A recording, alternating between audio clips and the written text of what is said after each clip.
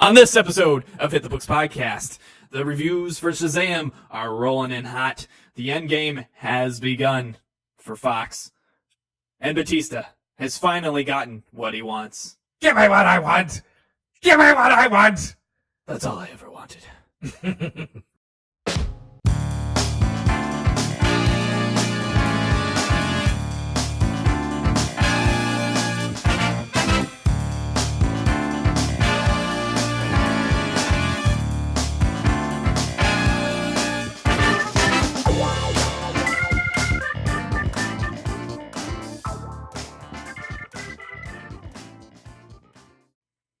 Today's date is March 29th, 2019. Hello and welcome to another episode of Hit the Books Podcast. I'm one of your hosts, Chris Holcomb. And I'm Emery Saunders. And we're here to give you all the saucy deets on everything comics this week. For those of you unfamiliar with the show, this is your weekly comic book podcast where Emery and I, and perhaps a guest, go through the latest news, the new comic book releases from your local comic book shops. Please support your local comic book shops. And discuss some topics about the world of comic books for your amusement. If that sounds like a good time, be sure to hit like and subscribe down below and rate well elsewhere. It really does help us out.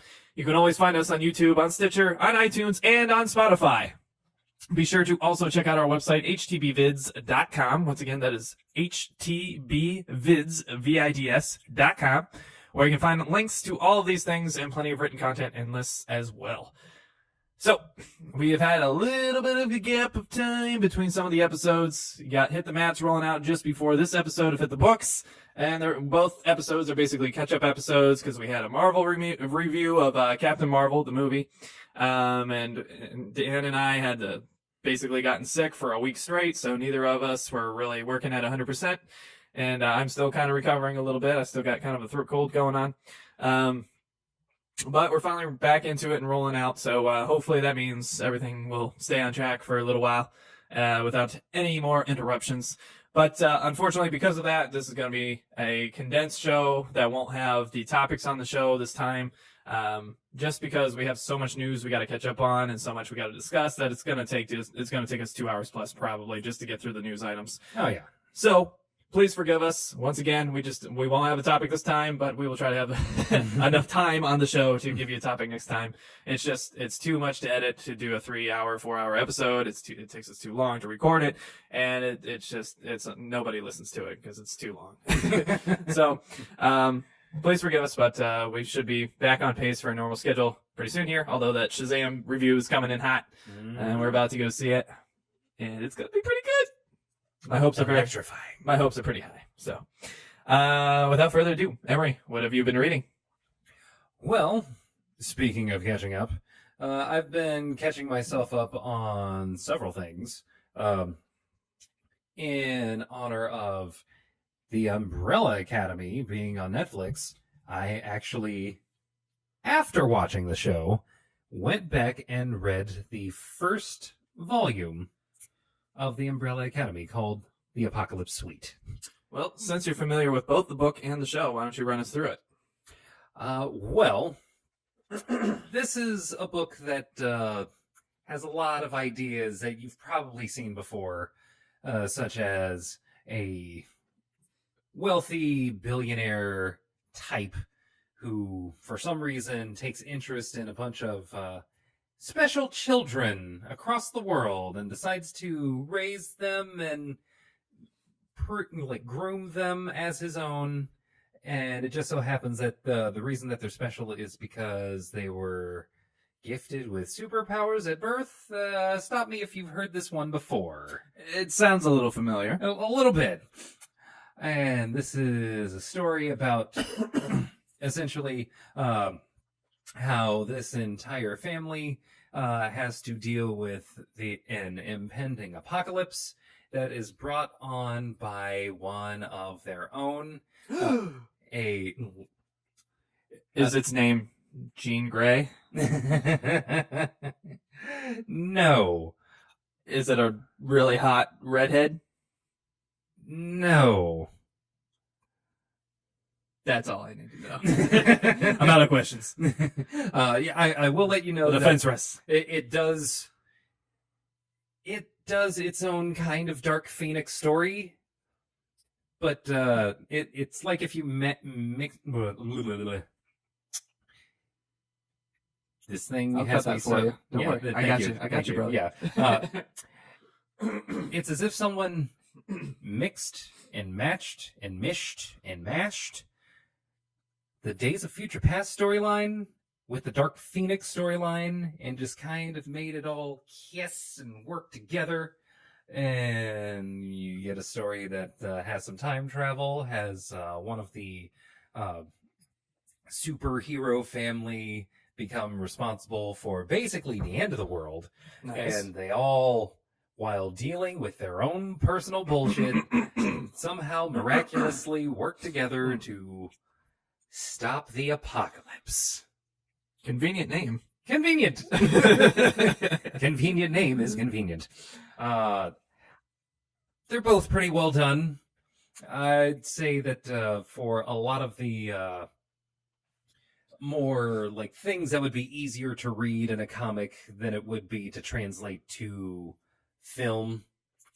Like both of these stories have their strengths and their weaknesses, but I would say that each one of them stands on their own as like a really cool story to either watch or read. Nice, nice.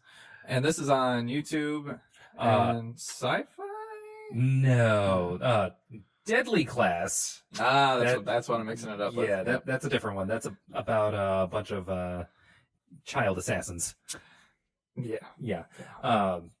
Umbrella Academy is on Netflix. Okay. Too much, There's teenager, young person activity. A lot of this shit side being shows. released pretty close to each other. There's a lot of. It feels like a lot of streams crossing. Cloak and Dagger and Oh, just the Runaways. Oh, There's- all this YA. There's a lot of stuff.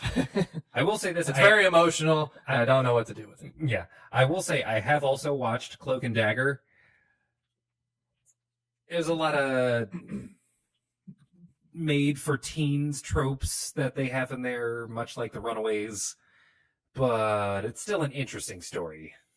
All right.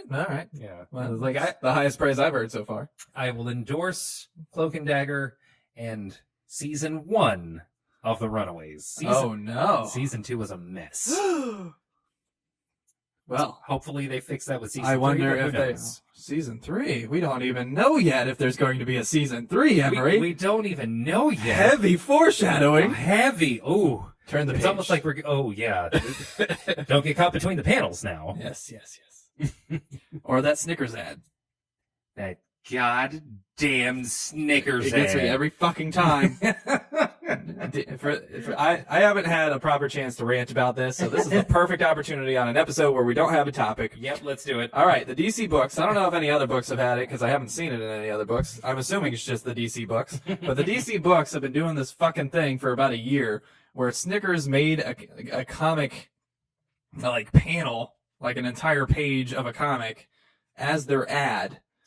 But it flows so seamlessly from the comic you're reading into the Snickers ad that you have no idea it's a Snickers ad until the end. And I swear to God, it pisses me off so much because it's worse than like actual commercials on TV. Because like actual commercials on TV, you pretty much know you're watching a commercial. With the YouTube ads, there's a skip button, there's a warning, there's a countdown thing on the Facebook videos. There's always some way to tell it's an ad or going to be an ad. There's no way to tell with this unless you're just not that engrossed in the story and you're paying attention to the very ends of the perimeter where the Snickers bar is. Because if you go from panel to panel and then go directly up to read the next page, as I often do, you just naturally flow into the story with this short story with Superman and Flash and Gorilla Grodd, and you'll be like, wait, what the fuck? Did I miss a page? And like you'll read halfway through the panels and you'll be like, what the fuck? What is going on here? And you'll then at the bottom, Snickers. You'll flip the page back and forth like, am I missing a page? What the fuck happened? Why is Gorilla Grodd here? Why is this relevant to anything? What is going on? It's like look down a little further. And then you finish reading it, and then you stumble into the Snickers ad at the very last panel, and you want to murder everybody in the immediate proximity. It's not a good feeling. It makes me very angry. And it does not make me want a Snickers. It makes me want to abolish Snickers worldwide. And I love Snickers, don't get me wrong. This is not a Snickers ad, by the way. I just love their fun-sized Snickers. But fuck those ads, and fuck the Snickers company, and fuck DC. Quit snorting all that Coke. You need to get out of California. Go back to New York. I know there's plenty of Coke there, but there's other things to do. And quite frankly, the writing was better in New York. Yep. So, my rant is over. I'll have one thing to add Please to that. stop. At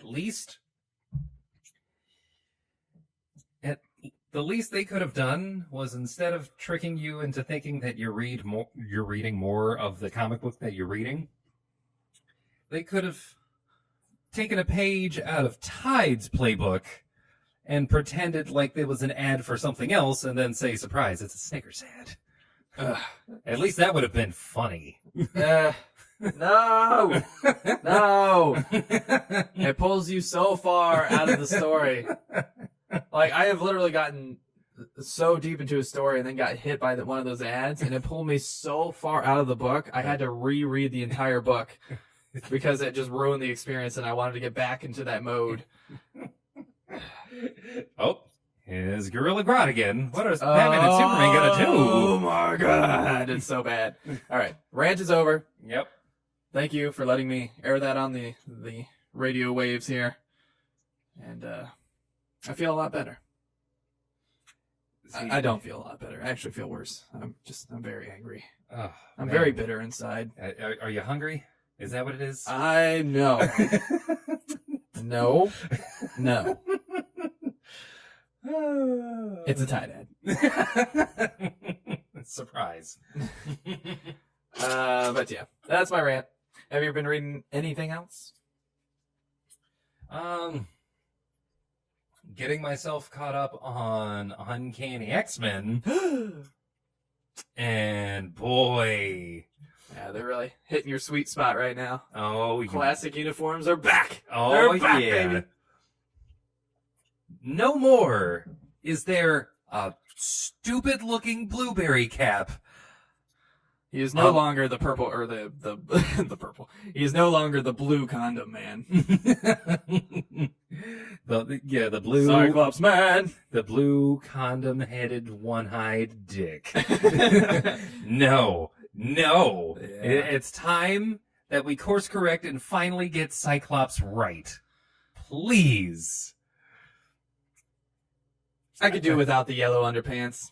That's just me. Like, he can wear pants. The pants were fine. Okay. We just didn't want him looking like a big blue body condom. Okay. While I'm sure that's true, it is important that we take a step in the right direction. This isn't a step program, Emery. We can get it right the first time. Are you sure about that? I don't know about you, but it seems like ever since these companies moved to California, like, I think they need to go through a 12-step program. And it's like, there seems to be a lot of drugs going on. it was like, we're gonna give Cyclops and like 3 other people the Phoenix all at the same fucking time. We're gonna slowly turn him into Magneto, and then we're gonna kill him. With a fart cloud. With a fucking fart cloud. And then, but guys, we realized that we've been doing a lot of drugs lately. We're sorry. We're going to do you a solid, and we're going to bring back the Cyclops that you like, that you remembered liking. We're bringing back the Jim Lee Cyclops. I will say this. Looking pretty good. It's got my favorite Wolverine costume on right now. Yep, the good old brown and tan. Got probably the best Cyclops uniform on right now. Although I could do without the underpants. Maybe throw a bomber jacket on him. That'd be cool. That's what he needs. That is what he needs. If I've learned anything, okay, I'll say it like this. There is one thing that I learned from watching Captain Marvel. A bomber jacket can save just about any superhero costume. It's true. It is an easy fix. Give him the bomber jacket. So, other than the return to form for the uniforms, how you feeling about it? Well, I've had a good feeling about this one specifically because of what they, like, while his return is a bit silly in its execution, The most important thing about it is what they decided to focus on with him, which was the core concept of what it means to be a hero. Murdering your mentor? Look, we've made mistakes in the Demanding past. genocide? We've made a lot of mistakes in the past. These seem like pretty big mistakes. Yeah, they're pretty big. They're pretty fucking big. Letting yourself die in a fucking fart cloud, that's a pretty big one, too. I feel like he should probably be hiding out in Brazil somewhere. You know, that's not just the de facto place for anyone who's tried to eliminate an entire species to just go and hide. That being said, the core essence of being a hero is to, one, put the needs of others above your own. In Cyclops' case, even if those people don't like you one bit. Another core tenet of being a hero is, damn it, just answer for the bad things that you've done. Try to do some good. And in the latest issue, he got the whole team together and went over a list of problem mutants. Like an entire list of mutants and mutant gangs and affiliations that, well, if the X-Men are about to be done, and at this point in the story there's a cure for mutants, so it's looking like they're about to be done, he wants to go out on a high note.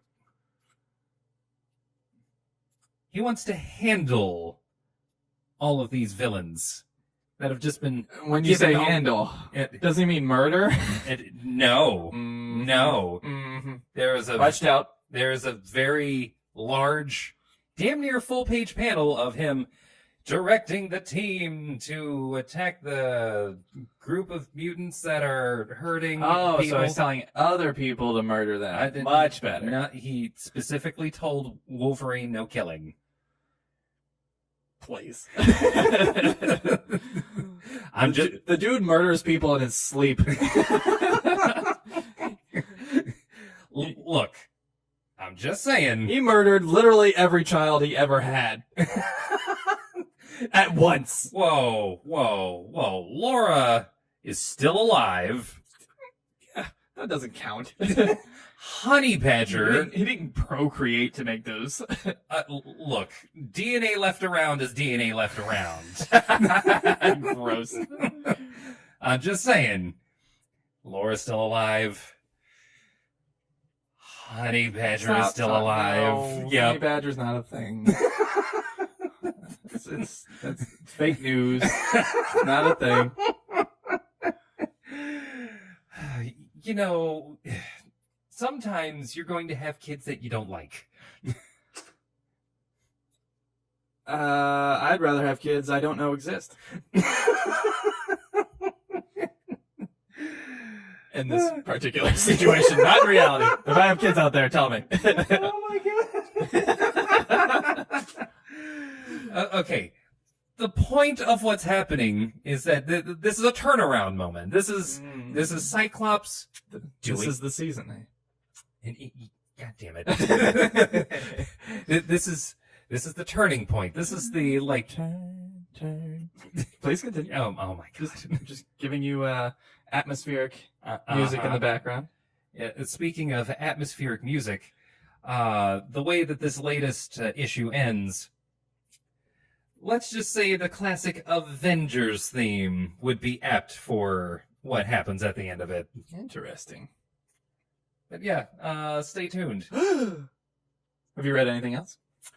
I read half, or maybe a little more than half, of Detective Comics issue 1000. This full-on... not novel, but collection of stories that's large enough to be a fucking novel. Let's just say there's some good, some really fucking stupid. Why do you say that? So It's such a collectible issue. Yeah. Brian Michael Bendis wrote a story. Yeah. You know what story he wrote? The one where old man Penguin finds old man Bruce Wayne and says, "I knew you were Batman the whole fucking time. And the only reason I didn't do shit about it is because I knew if I took away Bruce Wayne, Batman would kill us all." And what does Batman do? He takes his Professor X chair and shocks the shit out of him. Okay. Thanks. Great. Thanks, Bendis. Nice. Guess who else wrote a story in it? Jeff Johns. Oh, that's a prolific writer. Yeah. Had some good runs. Yeah. One of the best Green Lantern stories. Aquaman. Flash. Guess Shazam. Guess what he put on the first page? Do you ever think that maybe a Batman story should just be a complete family affair? Ruh-roh. Deborah! Like Scoob. I'm gonna put the kids in costumes. You put the dog in one too. I just don't get why the dog had utility pouches. How is that ever going to be useful? You know, like if a dog wants to like whip its head around and just kind of Giving the dog some shark repellent to carry around. the Just in case. some bat dog shark repellent. Oh my god, it's so dumb. It's real dumb. It's real stupid. Also, Catwoman's design made no sense. Whoa. We're going to cut just behind the cleavage and then go down around the back for no reason? We've got to air it out, man. I guess it would get sweaty. There's a whole lot of leather head to toe. It's true. We gotta air some of that out. Speaking of airing some of it out, there's quite possibly the funniest story called The Precedent. Guess what precedent I'm talking about? Booty Shorts Boy! Robin? Yes, Robin. You know, that little child that this grown man flying around in a bat-themed onesie decided to take along with him to fight crime and totally not get shot right in the fucking face by an asshole with a gun. Yeah. Yeah, that guy. Yeah. Yeah, about that. So the story is about how, you know how we're going to help this child who just lost his parents, just like you once lost your parents, Bruce. Reminder, your parents are dead. They're like really dead. Like really dead. Like really, really dead. Like extra dead. Yeah. Like a side of dead. Yeah. Double, triple dead. They're definitely dead. Yeah. Guess who else has dead parents? This little boy that you just absconded with. From a circus. From a circus. Did you even file papers for this kid? Oh my god, probably not. Yeah. No, so about this kid that you just took and no one said shit to you about. That's what happens when you're rich. Yep. Watch that latest Michael Jackson documentary. Most people assumed it was bad, but it's real bad. It's real bad. See, we say that now, but I have an argument about the credibility of those two dudes. But that's a topic for another time.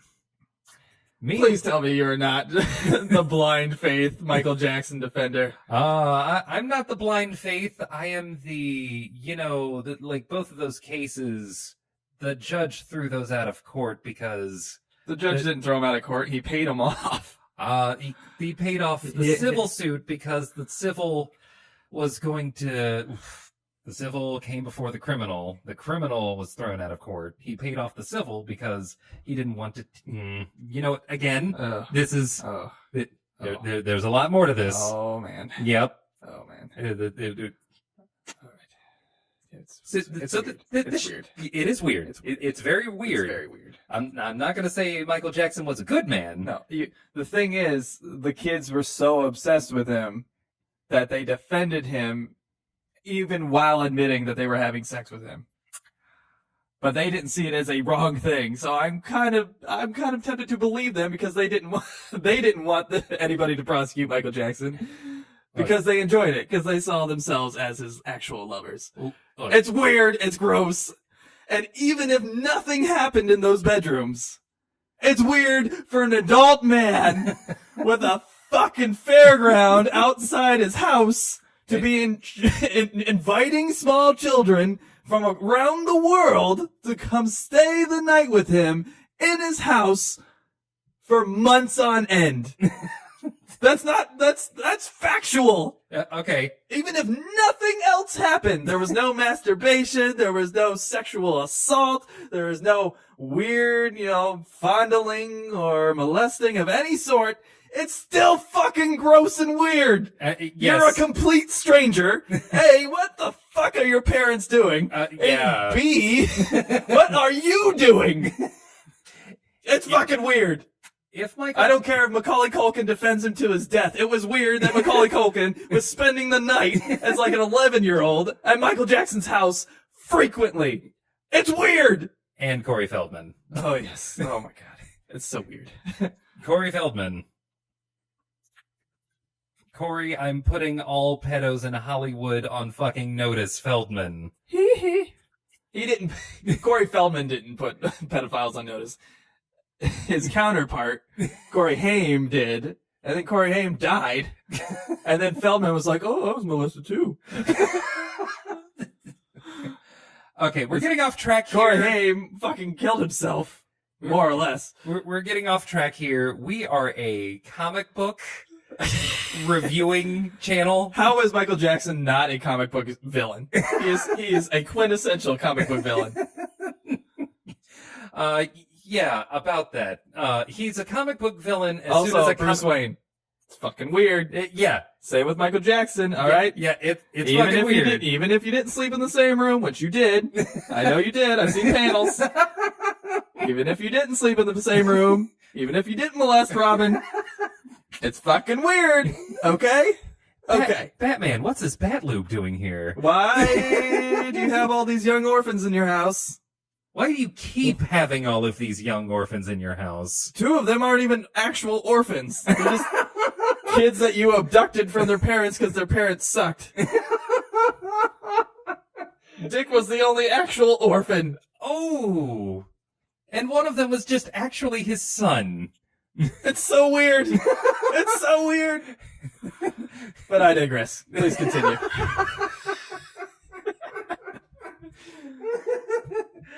Oh, God. I think you're going to like the show The Boys that's coming out soon. Oh, no. Especially when they get to the G-Men arc. It was that SNL skit. Oh. Where they had the gay Batman and Robin group. Oh, you mean the ambiguously gay Yeah. duo. The ambiguously gay duo. Oh, man, I love the ambiguously gay duo. It's so hilarious.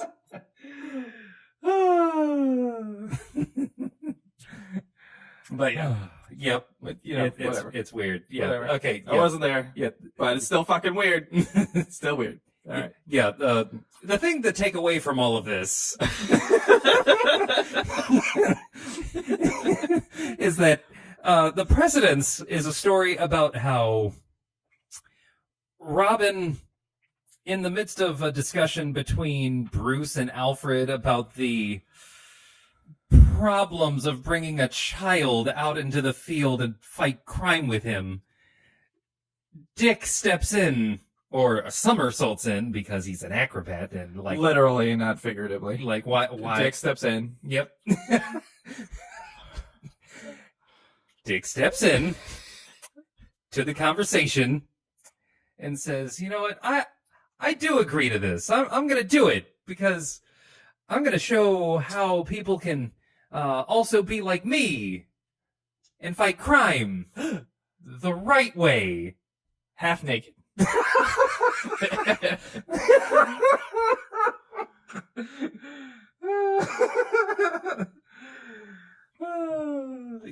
Yes, Booty Shorts Boy chooses to be Booty Shorts Boy on purpose, according to this story. Supposedly.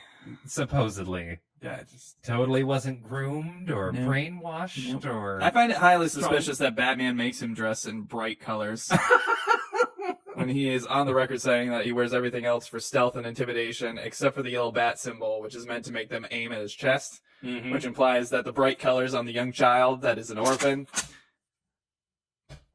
same function, to make people aim their guns at something brightly colored and distracting. I find that suspicious. I think Bruce Wayne might actually be a monster. DC's poster boy. Just curious, you know. You know, I'm starting to realize why Dick Grayson would You know say who else fuck had a bad Batman. childhood? Michael Jackson. Rough childhood.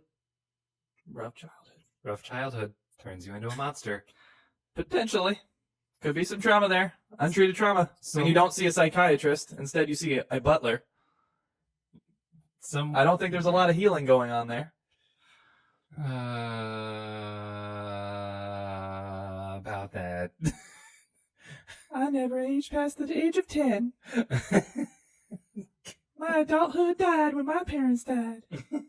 Come here, little circus boy. You can climb my trapeze. You do a whirly do. Whee!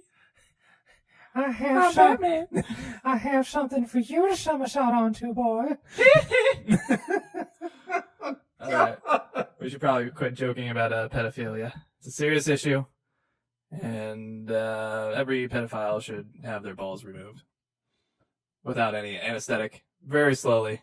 With a rusty butter knife. Spoon. Spoon. I like a spoon. Grapefruit spoon. Just a round spoon. Just a round spoon. A rusty round It's spoon. kind of Yeah. It's kind of dig. No sawing action. No sawing. Just kind of Prod taking it. a blunt piece of metal, just slowly waiting for you to. Yes. Yeah. Pedophiles are terrible. That being said, very suspicious, Batman. Very suspicious. Child and or teen sidekicks. Not a good look. It's never been a good look. No. Nope. Not even a little bit. Nope. See, that's what happens when comic book fans become adults. They take a look back and it's like, oh God. Oh, yeah. Oh. Why was I allowed to read this? It's like, I mean, it's one thing to have like one ward at your side. It's another thing to have a harem. Yeah. It's a little weird. Yeah. It's a little weird. It's not a good look. No. Even if you don't ever actually do anything to them, it's not a good look. No. People are always going to No. be suspicious. Especially when you're a billionaire who's untouchable. Yeah. Yeah. Since they live by different rules. Yeah. Jesse Smollett, I'm looking at you. Yeah. All right. Moving on. Yeah, moving on from the disparity in who gets to have the law enacted on them and who gets to enact the law. So, have you been reading anything else, or does that pretty much wrap it up? Up to this point. I think that's all I remember reading. If there's something else, I'll think of it. All right, great. Well, I have been marathoning one specific book that I love because I love Warren Ellis. Oh. And Warren Ellis and John Davis Hunt have been working on the kind of reboot of the Wildstorm universe, book called The Wildstorm, 2 separate words, whereas previously it had been 1 word. Interesting. But of course, you know I love Grifter. He's one of my favorite comic book characters ever. Grifter is pretty sweet. He has one of the coolest looks ever. Bandana over the face. But I gotta say, it was a little bit of a slow burn for the first 2 or 3 books, because basically those first few books you're kind of left in the dark on what's going on. And if you've read the previous Wildstorm stuff or Stormwatch stuff, you kind of get an idea of what's going on and where the allegiances lie. But they've changed some significant things in this version. Yeah. And so you're still kind of left wondering, what exactly has changed, what exactly is different, how do I need to adjust to actually enjoy the story and whatnot. And after the first 2 or 3 issues and you get into it, you really get sucked in. It is a great book. I am really enjoying it. I'm like issue 13 or 14 right now. It's been going for 2 or 3 years now on the current run. And so I still got plenty more catching up to do, but I'm enjoying every second of it. And of course it's Warren Ellis, so there's plenty of stuff to read. So it's a time consuming book. You get your money's worth. In terms of storytelling, dialogue, fun interactions, all that stuff. John Davis Hunt is doing a great job. The internal artwork is amazing. Ooh. Like, there's some really great shots and panels. The covers are all right. They're fine. There's a handful of covers that are pretty cool and a few variants specifically. There's like a Jim Lee Grifter variant that we considered for cover of the week. I think it might have won cover of the week in 2017. Yeah. But it's just great. I really, really love it. I love the world. I love the whole Stormwatch world. I love the Wildstorm universe. And I'm really enjoying this reboot. For me, this reboot kind of represents what was kind of the best of New 52's reboots, where it kept enough familiar stuff to, be familiar and be enjoyable. They didn't detract too far from who the characters were. But they added enough depth that it feels fresh and new, and you're excited to discover the next thing and discover what's changed here. Who's this new character? How is this connected? How is this going to end up, just building into a larger narrative later on? And I'm really, really enjoying it. And honestly, it's been the only book I've been reading because, again, it's a long read and I'm really enjoying it. I'm very engrossed in it. It was kind of like this when I was reading Lock and Key. When I was reading Lock and Key and getting caught up on Lock and Key, which is a great book. I highly recommend it. I think it's an IDW title. I might be mistaken. I think it's IDW though. But that book was amazing. And it engrossed me, just completely. And it was all I wanted to read. It was all I was thinking about. I didn't want to watch TV. I didn't want to play a video game. I didn't want to read a regular book. I didn't want to do anything else but read Lock and Key because I loved it so much. The art was great. It's the same thing with the Wildstorm right now. I'm enjoying it so much. I love the world. If you like light sci-fi, like sci-fi that's more Earth focused, that's more, localized, then you're really going to enjoy this book. If you like more realistic takes on, say, superpowered teams, or, I don't want to say superheroes because they're not necessarily superheroes. They're basically factions that are all working against each other in different ways for different goals. It's really enjoyable, and it's a lot of fun. And Warren Ellis has a great take, a very adult take, and not in not in the Batman Damned way where we're just having adult themes and ideas for the sake of having them. Right. And not having any context that makes sense. I mean, adult in that it treats you like an adult when you're reading it. The characters read like adults talking to each other. They don't read like, some over dramatic, bamboozled, side thing. It's fun. Blast and damn Batman. Yeah. It's fun. It's foiled me again. Yeah. It's fun. It's engaging. It's bloody at times. And there's always something at stake. And I really like what they're doing with all the characters. Surprisingly enough, I as much as I love Grifter, he's probably one of the mid-range interesting characters in the book. I actually think that a few of the other characters actually shine really brightly throughout this book, and it's not the characters you would think. So I highly, highly, highly recommend you pick up those books. I don't want to spoil anything because there is some fresh stuff even for classic Wildstorm fans. I highly recommend you pick up this book. I think it's some of the best stuff that Warren Ellis has done. I know you recommended Transmetropolitan. Oh, yeah. Which I haven't read yet and I need to read, but not having read that, in my opinion, this is one of his top 2 books that I've ever read from Warren Ellis, and I really love it. So it's kind of high praise. Yeah, it's kind of a book that's on the fringe that I don't know if it's selling all that great compared to the regular DC books, but man, it's a worthwhile investment, and I think the Warren Ellis fans that are out there are loyally supporting that book, which is why it's run so long, and I'm really enjoying it. I hope he doesn't get bored with it too soon because I really would like to see it continue for a significant amount of time. But yeah, that's pretty much all I've been reading. No, did the content match the drapes this week? I was very laser focused on one thing, and we had a lot of delays. And Emery's obviously had his things with the Uncanny X-Men, engrossing a lot of his time there. Yep, got to get caught up because they're back. So obviously, with our rants, we've run kind of long already. So it's a good thing we cut the topic. We got a lot of news to discuss. So let's get into it. There. And with that, let's get into the news. First up, we have gotten our official Avengers Endgame trailer. It's coming out very soon. The end of next month, because today's the 29th, so I guess it's still technically next month, but we're about a month away. I refuse to watch these trailers.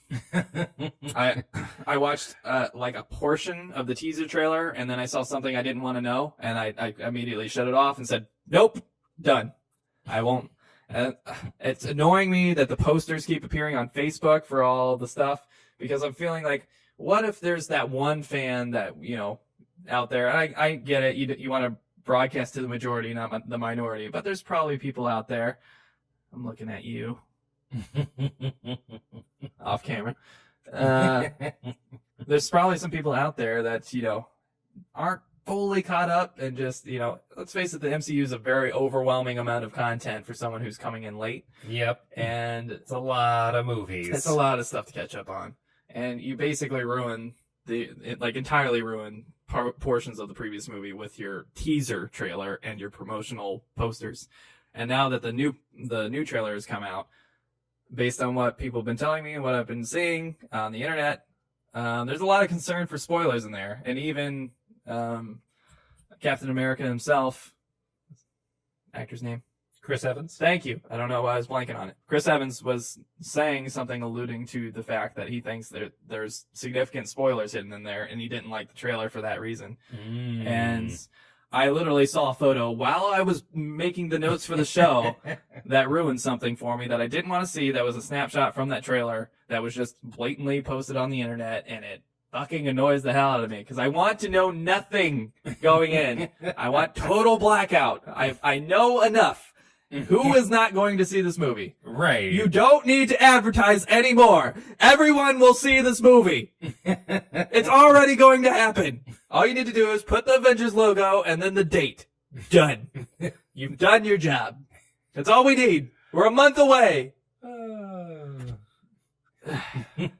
See, this is what DC does so well, but Marvel just sucks at. Oh, yeah. They suck at advertising their movies properly. DC is great at it, which is probably half the reason why they still exist as a movie studio. Because they put that hype machine to work, and they put on awesome trailers that do not represent the movie at all. Marvel has the opposite problem, where they spoil half the movie in the trailers building up to the movie, unnecessarily so, because they already know people are going to go see it. Right. And the movie still manages to, for the most part, be pretty successful. Pretty successful, pretty good movie going in. Yeah. So Captain Marvel notwithstanding. Still so bitter. Yep. Be sure to check out our Captain Marvel review. It's on YouTube, on Stitcher, on Spotify, iTunes. It's all in there for you. Yep. The bitterness coming continues.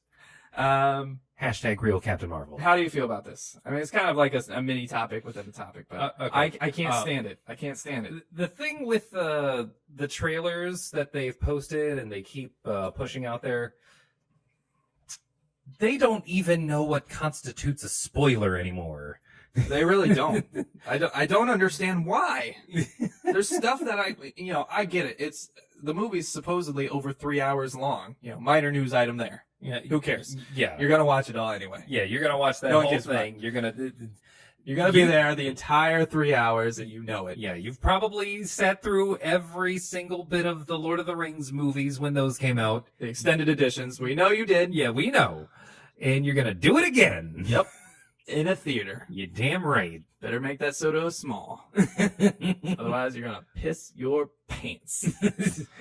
Or even worse, go to the bathroom and actually miss part of the movie. You fool. But then you just have to watch it again. More money for Marvel. Well, hopefully it's good. If it's not good, then maybe not. Yeah, we'll see if they make it another low-key Hawkeye movie. Wow. That new hairdo, though. That new hairdo, though. Looking fierce. Look, sometimes when you lose your entire family in a snap, you... Spoilers. I honestly didn't know that. I mean, it's speculation at this point. Like, there's no telling how much of his family survived. I think you just ruined part of the movie for me. But yeah, that's a likely motivation to cut your hair that way. Yeah. His wife wouldn't let him otherwise. And dress up like a ninja and terrorize Japan. Like an astronaut ninja. Okay. With a bow and arrow. You know what happens in space when you shoot a bow? You get pushed in the opposite direction just as fast. I'm pretty sure that he gets a sword in this movie. The guy with a bow and arrow gets a sword? Why is he shortening the distance he can use? Look, he likes to get real close to the things that he's about to kill. Okay. Much like a very famous Claude friend that we're all very familiar with. He's immortal! He gets close because he can't fucking die. Like, how much more badass do you have to be mortal? And just go in with a fucking sword. When you've been trained your entire life to use a bow and arrow. Allegedly. Look, people can learn other skills. That's it. I'm not even watching this movie. Just gotta watch Shazam over and over and over again. Oh, have you seen the Shazam trailers? I saw the first one, and again, I was extremely entertained because DC's very good at that. But there was one bit at the end where he jumps up, trying to jump over the tower. I won't spoil it because I don't want you to watch the trailer. I want you to see it in the movie. Avoid the trailers. But it was a very funny moment, and I was like, fuck, that could have been a funny moment in the movie. Damn. Yeah, there's another moment that I've seen that, let's just say it involves Shazam being a little new with the powers that he's given. Ooh. And this movie, from what I keep hearing, is kind of a movie about what would a child do if they suddenly became kind of like Superman overnight. Well, I guess that brings us into the next news item. Ooh, what's the next news item? Reviews for Shazam are coming in. Ooh. And they're not bad. DCEU has done something good. Oh, you're lying. There's no way. No.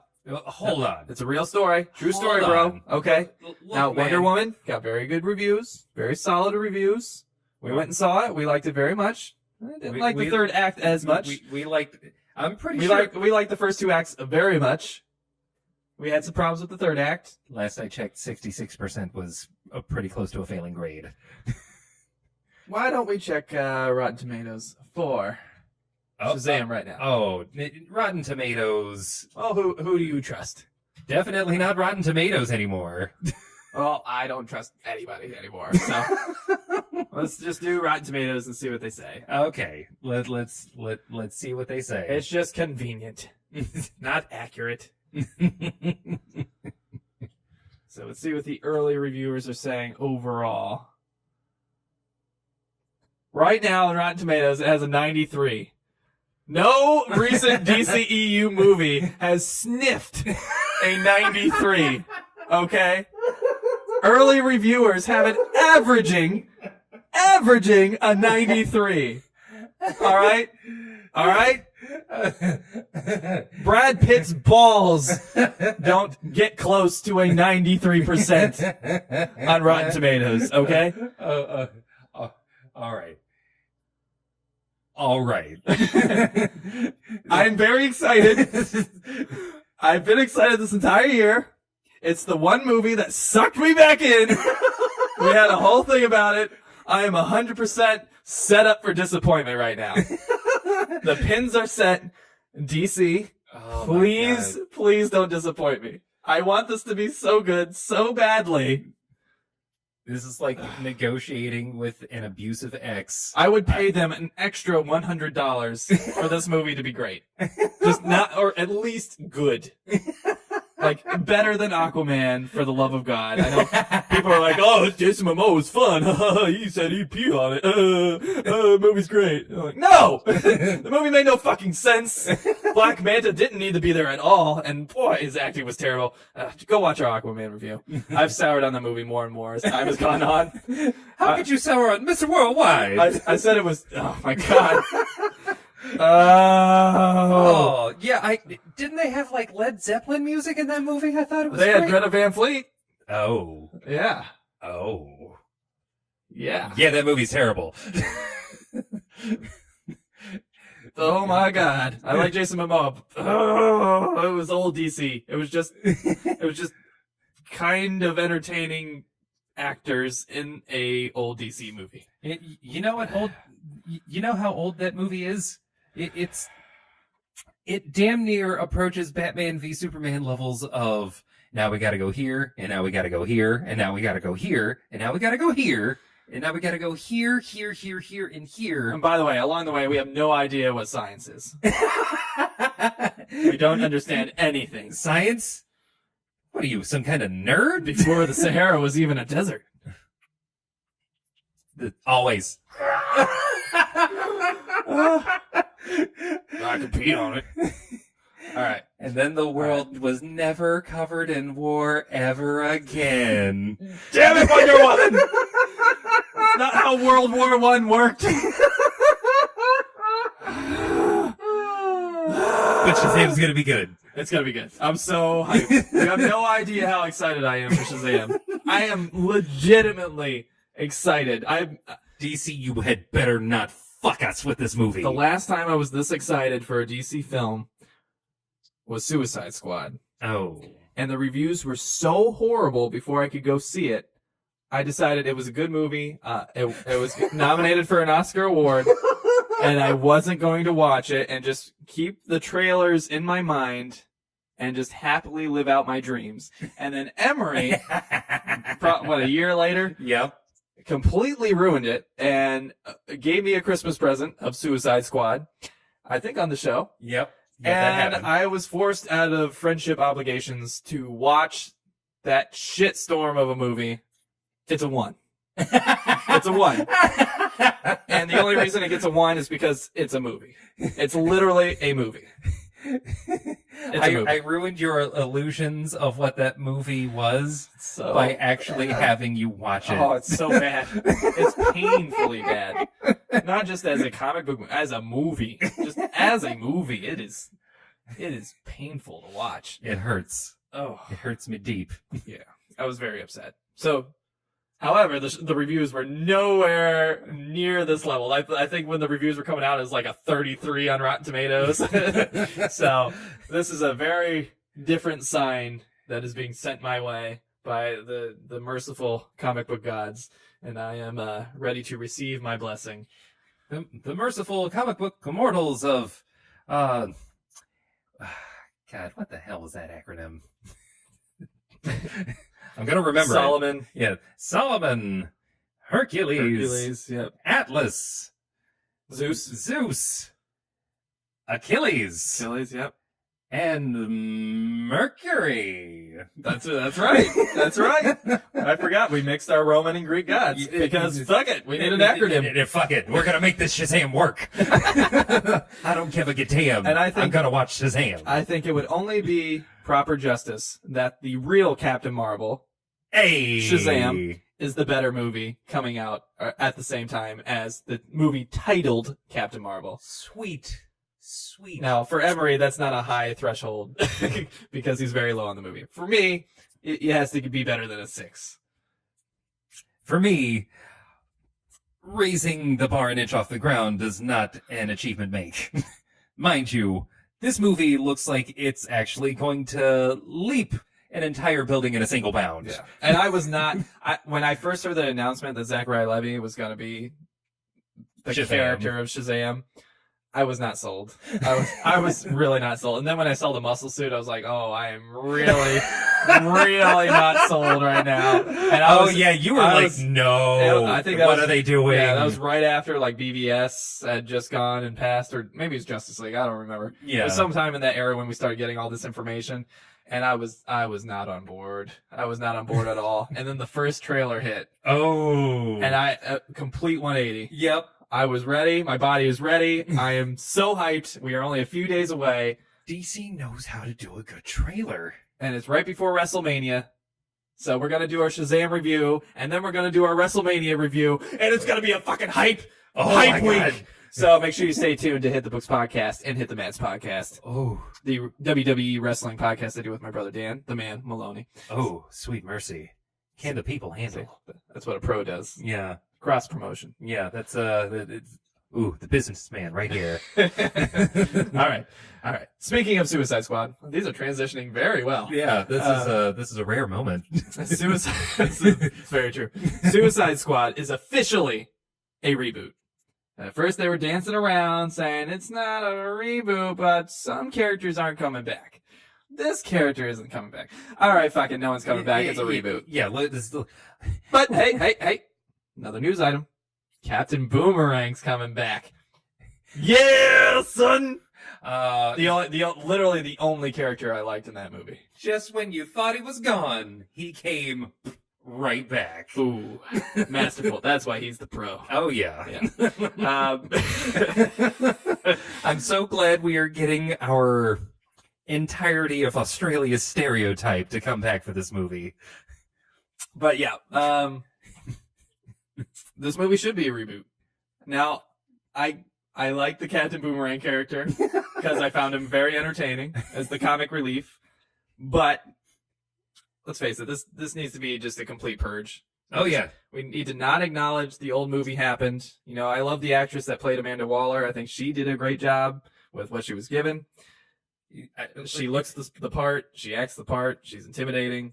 If you sift through a pile of shit in the wherever the fuck a gold mine is, you will eventually find gold nuggets. Or a carrot. Or a carrot, You know, who knows? We'll take some corn. Yeah. It's better than nothing. Yeah, better than You'll live. absolutely nothing. You'll live for a little bit until you realize you've been eating things out of an actual pile of shit. Enchantress, I'm looking at you. Take a bath. But yeah, this movie needs to be a reboot. A, it's got a brand new director. B, it's got Batista added to it. Give him what he wants! And it's all I've ever wanted. And yeah, Dave Batista. That's all I have to say about it. Dave Batista as Bane? And honestly, Joker needs to have nothing to do with the Suicide Squad. Absolutely nothing. Especially not Jared Leto. Please, thank you. Nothing. Please. Can we also forget about Enchantress? Please. See, I think Enchantress is an awesome character. But when they don't fuck it up. They completely fucked it up. Yeah. She was a tentacle monster. She was a tentacle monster without tentacles.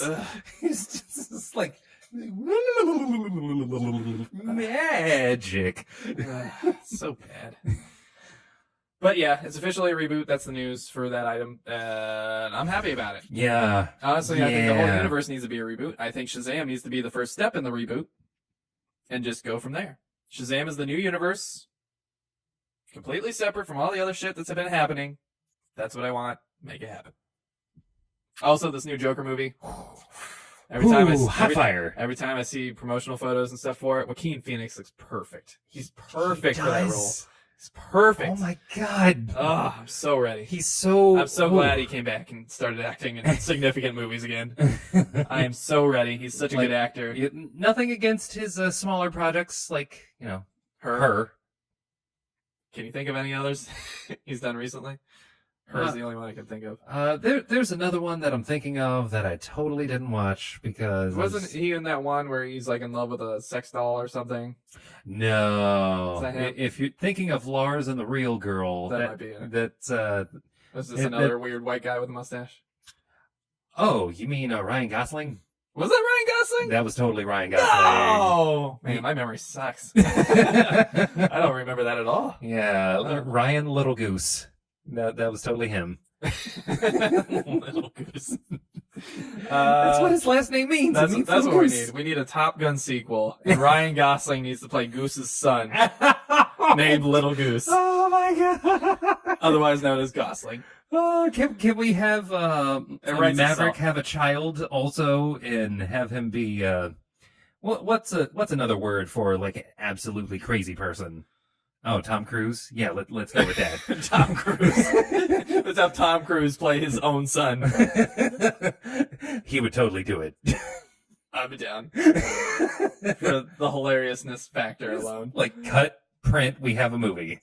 And have him be like a total bitch. Have him be like super cowardly. You know, the exact opposite. Super timid. That would be amazing. Can we get Kenny Loggins to come back and do the soundtrack again? Danger zone. Oh, okay. Again, smooth transition. Let's go into the next item on the news. James Gunn has gotten rehired by Marvel to return and do Guardians of the Galaxy Volume 3. They gave him what he wanted! That's all I ever wanted. We just want Dave Bautista to stop spitting on the mic. We really do. If you haven't seen that episode of Raw, you don't need to watch the episode. Raw has not been good recently, but that segment is GIF worthy. It is meme worthy. It needs to just continuously be on the internet for all time. It's so gross and so over the top. I'm not going to give you what you want. Give me what I want! Give me what I want! I'm not going to give you the ass beating that you deserve. Give me what I want. Yeah, definitely check out our wrestling podcast. I'm sure we'll be talking about it quite a bit. But yeah, James Gunn somehow got rehired. There was I don't know if it was because Batista's on Fox now on the wrestling show for a brief period of time, and Disney owns Fox now. I don't know if maybe they saw Batista beat up the GOAT and they're like, oh, he won't hold back now. Oh my God, This man's crazy. He tried to kill the Nature Boy. Or maybe they're like, oh, maybe we're making a big deal out of nothing. Fine.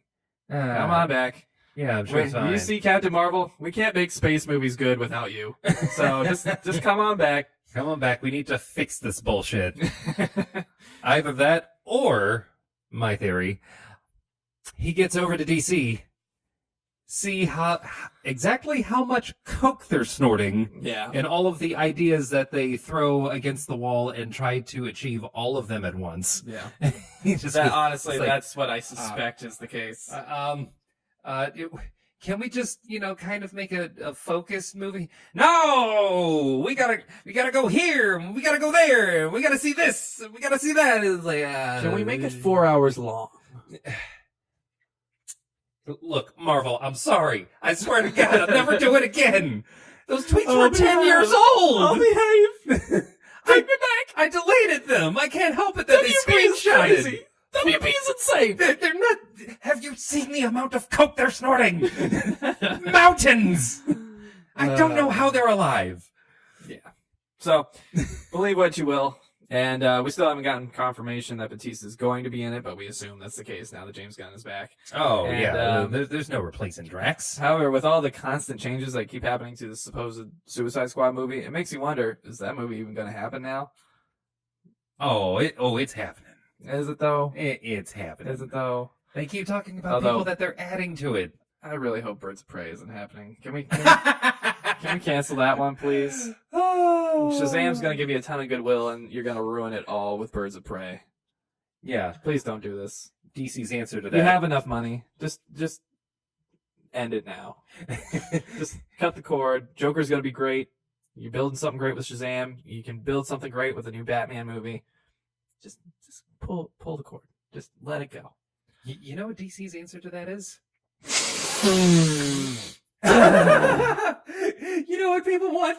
They want a Harley Quinn movie every year. And they want a Harley Quinn animation every year. Oh, no. On our DC streaming app that people pay $8 a month to watch. Stop. Oh, come on. You want to watch Doom Patrol, don't you? Stop. Come on. We brought Brendan Fraser back from obscurity. Oh, poor Brendan Fraser.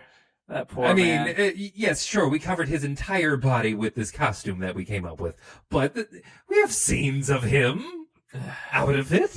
You want this, don't you? I love Brendan Fraser. That poor man. We all love Brendan Fraser. We do. He's such a sweet, innocent man. That poor guy. And next up on the news, Fox is officially part of Disney. They've finally signed over all the paperwork. They've handed over the keys. It's official. All your properties are belong to us. All of them are belong to us. We can now finally print out X-Men and Fantastic Four movies. That's totally not why we actually bought Fox. That's actually why we bought Fox. That's the only reason we bought Fox. Like, we were running out of movie ideas. What the fuck are we gonna do? Fox's shit is falling apart. Yeah, we're gonna buy them out. Yeah, what I would like to see is them also buy Fox Sports, so Fox Sports can just become what ESPN, and ESPN can go away. Because ESPN is terrible. It's a genuinely awful product, and it's only gotten worse since they've been laying off massive amounts of people the past, 5 years. I don't know who's working there other than Van Pelt, but everybody except Van Pelt is awful. Awful. I'll take entire companies that aren't going to go down without a fight kicking and screaming for 1,000, Alex. Oh, God, there's so much money behind them. ESPN ain't going nowhere. I hate it. They ain't going nowhere. I hate it. Next up on the news, Marvel's Runaways has been renewed for season 3, as we foreshadowed heavily earlier. Why? On Hulu. And as you were saying, first season was pretty decent. Second season, not so much. It was bad. They're given a third chance. They've got one strike. You've got one strike. We'll see what happens. Don't fuck this up one more time. But that's pretty much all I have to say on that. It's Hulu. Next up, Iron Man VR has been announced for the PlayStation VR system, anticipated for a release sometime this spring. Now, this was during a new PlayStation video thing that I guess they're going to do frequently now. I can't remember. It was like State of Play or something like that. Because it's basically a Nintendo Direct, but for Sony, and since Sony pulled out of the E3 conferences. Oh. So basically they're pretending to be Nintendo, I guess, now, which kind of sucks because I don't like the Nintendo Directs personally. I actually, maybe I'm one of the few, but I actually like the big presentations. I like the big build up to E3 and all the, hype around. Even if it's not as big as I want it to be, or I don't hear the thing I want to hear, I still enjoy watching it and experiencing it. Like having huge reveals. Yeah, and there's always awkward stuff that's like meme worthy every year. That one of the companies does something awful, but it's so awful and entertaining and being awful that you just sit back and enjoy it. Like not last year, but the year before last year, Sony did an awesome conference where they had a big live orchestra for everything. They had God of War and a bunch of different big games that were coming out. It was just an awesome conference. They had Banjo-Kazooie announced and all that stuff. Or not Banjo-Kazooie, but what's the Australian thingy? Crash Bandicoot. Thank you. Crash Bandicoot. Thank you, brain. Yeah. You saved me. But yeah, they had the Crash Bandicoot remastered thing, and they had the live orchestra playing the music, and all that was awesome. Last year was super awkward because instead of an orchestra, they had a single guy who was just the skinny white guy with a goatee playing traditional Japanese instruments the entire conference, and it was just awkward. And the music was so awful because it was traditional, with no modern aesthetic, that you couldn't tell if he was doing a good job or not because it sounded like squeaks. Yeah. And dongs, plung, plung, plung, single note plucks to a weird rhythm and then weird squealy flute playing. Yeah. I don't know. Maybe he did a great job, who knows. But now, I will say that he was playing to a theme. You know what was announced that time? We had Sekiro and Ghosts of Tsushima. Totally not Tenchu. Totally not Tenchu. All of them are totally not Tenchu. Pretty much. It was the year of totally not Tenchu and totally not Last of Us. Totally not Last of Us. Sons of Last of Us. It wasn't a good conference. And I'm focusing on Sony because it was a Sony event that we were talking about here. But say what you want about that entire thing. Resident Evil 2. Get hyped. I mean, the game's out. I was a Silent Hill fanboy. Now, I don't know if there was a war. I'm so sorry. I loved it, man. I love the first two Silent Hills. Third one, not so much, but I played it. I'm And sorry I did that. play one after that. That was the last one I played. Oh, did you ever play PT? I did play PT, yeah. I had it on my PS4, beat it, got the secret ending and everything. Yeah. Yeah. It took me forever to get that secret ending, though. Even when I knew how to do it, I couldn't get the fucking thing to work. Yeah, that's a fucking shame. And it wasn't that worth it. Norman Reedus coming around. Hey, I'm Norman Reedus. PT. You know you want this game, right? All right. Thanks, Norman. Thank you, Norman. I like you, but yeah, come on. That's what we get? It's like it was the reveal to let you know, it's like, hey, we're totally going Hollywood with this one. Death Stranding, I'm looking at you. But yeah, this Iron Man VR game, it looks like a really, really generic on-rails shooter thing, which is not what I want with VR. I don't think it's what anybody actually wants with VR. It's probably going to be a very short experience, I imagine.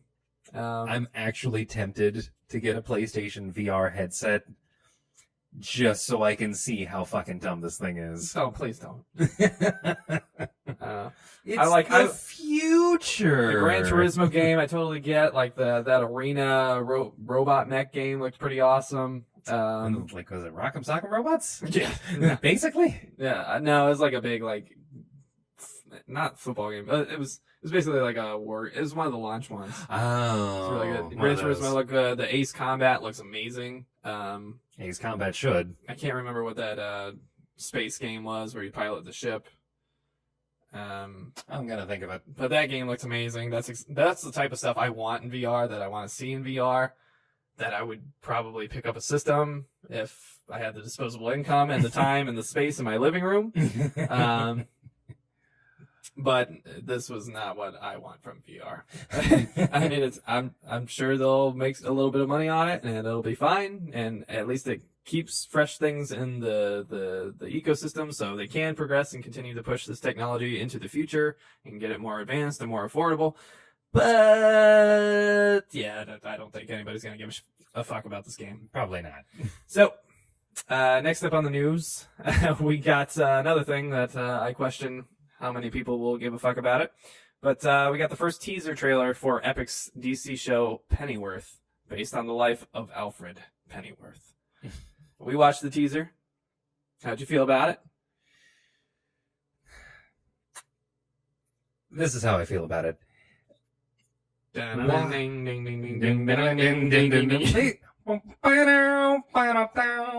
Why is James Bond settling down and buttling for some fucking Americans if this is what Alfred Pennyworth is?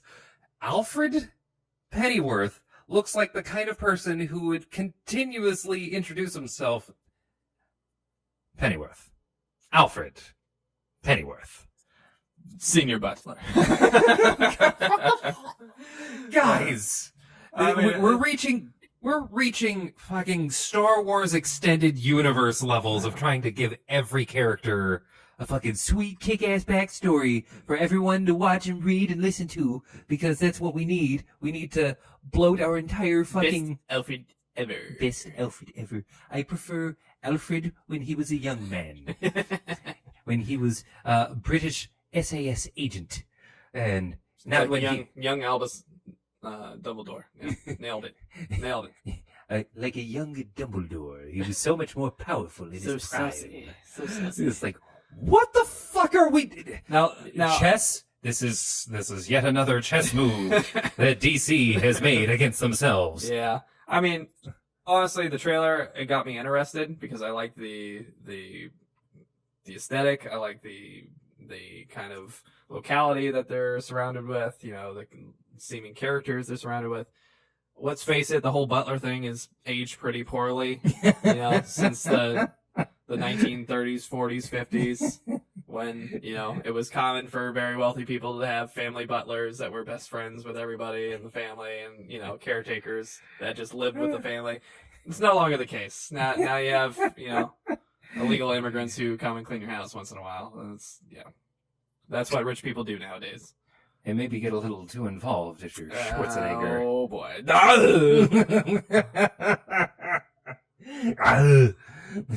Come on, do it now. I watched a clip from one of not I Love I don't think it was I Love Lucy. It was like when she was older. She had some other show, but he played a guy from Spain. And it was so goofy watching Arnold Schwarzenegger pretend to have a Spanish accent. I think his name was like Sergio. Like, my name is Sergio.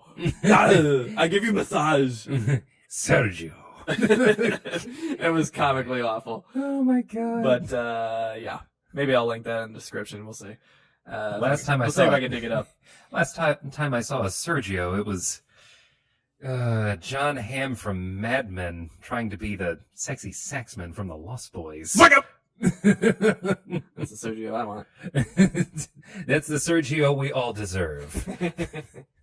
But yeah, I think the show actually looks kind of interesting. I actually like the Earth 1 Batman Alfred, where he's actually not some random butler. He's actually a security guy that used to work for Thomas Wayne, who was, an ex UK paratrooper that was, combat experience, and he ends up being the one that trains Bruce as he's, becoming an adult, and is kind of abusive, but, for the reasons of mentorship and make him hard, I guess. I don't know. But it's actually pretty good if anybody's out there read the Earth 1 storyline. I actually like that version of Alfred best. I think that would make more sense in a modern world, where we don't have butlers with comical coattails and, those silver saucers following around a guy dressed in a bat costume. And college students absconding to unknown parts of Asia to learn how to become a ninja. Yeah, it's a little weird. Let's face it. I just think it would be a little bit more modern and appropriate. I get it. It's tradition, just like Superman's red underpants that fans caused a shitstorm about. But gotta see those undies. I think there's room to grow, guys. I don't think it has to age like this. It's, we're getting close to 100 years old now. The world is not the same as it was 100 years ago. 100 years before Batman was created, it was pre-Civil War. There was still slavery happening in the country 100 years before Batman was released. So that is how recent. That's how recent it is, and that's how long 100 years can be. So let's not stay stuck in the 1930s and 40s, please. But we want to be stuck in the 90s. Sometimes it's true. I don't know about this context, but it's true. Can we just pick and choose the parts of the 90s that we like and just keep them? Yeah, let's do that. But yeah, I don't have Epics. I don't know how I'm going to watch the show because I'm not going to buy Epics to watch it, or cable for that matter. Definitely not buying cable for this. But if I had cable, I would watch it. So yeah, I would give it a chance. That's a huge caveat to even not caveat, barrier to entry. Yeah, for a lot of people. Yep. Next up on the news, the cover for Justice League number 23 has been replaced by a different cover done by Jorge Jimenez, who's somebody we were big fans of. Yeah. However, this is the second time this collection, the Justice League book, has changed on kind of late notice. No reason has been given. Last time it switched from a cover done by a totally different artist who was previously working on the book but had to leave because of some personal reasons, I'm assuming. And then Jorge Jimenez's cover, who was the current illustrator for the book, became the main cover. That one I kind of understood. It seems silly to do it so late. Yeah. When you had to give out free refunds to vendors because you screwed them over and delayed the book. But this one just makes no sense to me. I'm like, what? It's made by the same artist, so it's clearly not an artist issue. Is there something in that original cover that shouldn't be there? Is there potentially? Is there something hidden in there? Like the whole controversy where that one artist was putting, anti-Semitic stuff in the background to hide it, Oh, is it one of those situations? Yeah, we don't have a lot to go on with this one. And if that were the case, why would he still be working there? So I don't think that's the case. So it just makes no sense. So, but then again, we stopped trying to make sense of what DC does a long time ago. The chess match continues. They really need to get out of Southern California. You need to get far away from your source, okay? Marijuana is legal in plenty of places. Let's just get away from the coke a little bit. Just a little bit. It's too much. It's too much coke. Next up, Congratulations are in order for comic creator. I hope I'm pronouncing this right. Teeny Howard.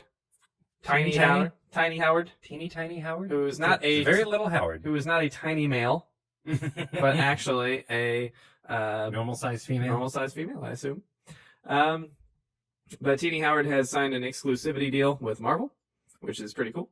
So kudos to her. She's worked on the Thanos book, which got a lot of positive praise from what I read. I haven't read the book, don't know if it's good, but I've heard good things. And several other books for Marvel and IDW. But now she's exclusively going forward with Marvel. So congratulations to her. It's great to see all creators getting nice deals. And it's kind of nice to have like the guys you know are always going to be around for a year or two, you know, like the guys you can rely on, like, you know, the Jeff Johns or the, you know, the Scott Snyders, those types, you know, even if they're not necessarily exclusive all the time, it's nice to know that they're always going to be main characters in the comic world. The hope that I have is that she doesn't become overworked. Yeah, that always seems to be the problem when you sign these exclusivity deals, that they take advantage of it. Yeah. They basically run you into the ground. I mean, we talked about it with Jim Lee. I'm starting to see it kind of with Jorge Jimenez, where his covers were just outstanding, every single cover. But now that they're pushing him as an illustrator of several books and a cover illustrator for several books, and he's doing variants for several books, it's clear that like quality is starting to go down a little bit. Yeah. Creativeness is starting to go down a little bit, and it's clear that, you know, maybe they're stretching him a little thin. And you know, that's just my opinion. I have no insider knowledge. I don't know for sure, but that's just how I feel. And I think that's the downside. So hopefully Teeny Howard can avoid this and write some good content. Let's hope. And then the final news item of the day. Again, it's been a lot of news, but we had a lot to catch up on. Oh, yeah. Zack Snyder went on a rant and argued with fans on Twitter recently. He has done a little bit of this in the past, but never to this extent. And it's not that relevant because, let's face it, he shouldn't be involved in this universe from here on out. But he decided to go on Twitter and have a tirade about this stuff, which makes him really petty, makes him look really bad. And I get it. Twitter's a shitstorm. You know, if you pay any attention to it as a person that's high profile, which you probably shouldn't. You're in for a world of hurt and mental insanity, and it's gonna drive you crazy. And clearly, that's kind of what's happening with Zach. Now, Zach's also been dealing with a lot of intense family problems because recent loss of his daughter. Well, not recent, but he lost his daughter not too long ago, and I don't think you get over that very easily. So yeah. I'm sure there's a lot of things going on in his life, and then having the shitstorm of Twitter just constantly insulting you for, let's face it, kind of shitty work that you've done. I'm sure it's pretty hard to bear. But I will go ahead and quote you some of these tweets. And then we can discuss it, I guess. Quote, "Oh, like Batman killed a guy. I'm like, wake the fuck up," Snyder said. Quote, "So I guess that's what I'm saying about once you've lost your virginity to this fucking movie, and then you come and say to me something like, my superhero wouldn't do that. I'm like, are you serious? I'm like, down the fucking road on that. You know what I mean?" Next one. Quote, "It's a cool point. Look, I'm 100% fine with it. It's a cool point of view to be like, my heroes are still innocent. My heroes didn't fucking lie to America. My heroes didn't embezzle money from their corp." Are we talking about Batman? "My heroes didn't commit any atrocities." That's cool, but you're living in a fucking dream world. Next quote. "Mythologically speaking, I'm 100% fine, and I love more than anything Superman and Batman. But in the same way Alan Moore was fed up with the fucking..." Like, clearly, there's a comma there. Yep. He just ends it with the fucking, comma. Like, clearly this is a response. Where Watchmen talked about comic books in the same way that this movie talks about comic book movies, but it talks about comic books at their most broken. He was addressing that. Getting concerned. Yep. Quote, "The thing with comic book movies, and you know I'm a fan, I go and see them, I love them." So that's pretty much the big ones. That was just the ending, so he kind of went, you know, they're big dumb movies, I'm going to go see them anyway. Probably most of his fans do too. Doesn't look good. No. I think clearly if DC can, step away from its pinky finger for just a second, it should probably give Zack Snyder some other role. Get him out of the superhero stuff. They need to give him a wide berth. If he wants to make movies, just get him away from comic books and comic book fandom, because he's gone from a guy that was, somewhat liked for stuff like 300 to just being a complete pariah. He's got Watchmen under his belt. He's got, 300 under his belt, and those are things he can always lean on, but it's just been a spiral from there, and it's only getting worse. And the guy is dealing with a lot of personal problems that we know about. I'm sure there's probably more behind the scenes. The guy is clearly not capable of handling this much spotlight, even when he's not making the movies anymore.